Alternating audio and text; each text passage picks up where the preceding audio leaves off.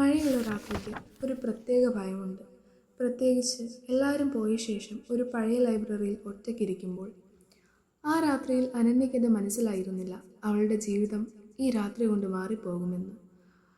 Psychology ഡിപ്പാർട്ട്മെൻറ്റിലെ final year student ആയിരുന്നു അനന്യ. മറ്റുള്ളവരെ പോലെ ഫ്രണ്ട്സ് ഇല്ല, പാർട്ടികളില്ല, ലൈബ്രറിയും പുസ്തകങ്ങളും മാത്രം. അന്നും അവൾ അസൈൻമെൻറ്റ് ചെയ്യാൻ ലൈബ്രറിയിൽ വൈകി വരെ ഇരിക്കുകയായിരുന്നു. ഒരു പുസ്തകം എടുക്കാനായി ഷെൽഫിൽ ചെന്നപ്പോൾ പിന്നിൽ നിന്ന് ഒരു കറുത്ത ഡയറി താഴേക്ക് വീണു. പൊടി പിടിച്ച പഴയ ഡയറി. അതിൻ്റെ കവറിൽ എഴുതിയിരുന്നത്, ഞാൻ കാണാതായാൽ ആരെയും വിശ്വസിക്കരുത്.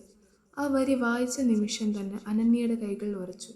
ഡയറി തുറന്നപ്പോൾ ആദ്യത്തെ പേജിൽ ഒരു പേര്, മായ. 5 വർഷങ്ങൾക്ക് മുമ്പ് കോളേജിൽ നിന്ന് കാണാതായ പെൺകുട്ടി.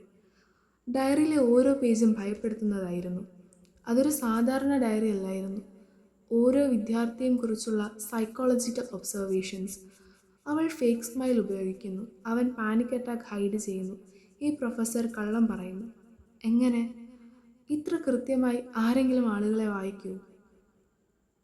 അനന്യ വായിച്ചുകൊണ്ടേയിരുന്നു.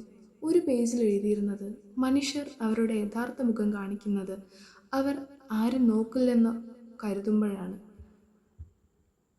ആ രാത്രി ഹോസ്റ്റലിലേക്ക് മടങ്ങിയിട്ടും അനന്യയ്ക്ക് ഉറങ്ങാൻ കഴിഞ്ഞില്ല. ഡയറി വീണ്ടും വീണ്ടും തുറന്നു വായിച്ചു. രാത്രി 2 മണിയോടെ അവൾ ബാത്റൂമിൽ നിന്ന് തിരിച്ചു വന്നപ്പോൾ ഡയറി ടേബിളിലില്ലായിരുന്നു.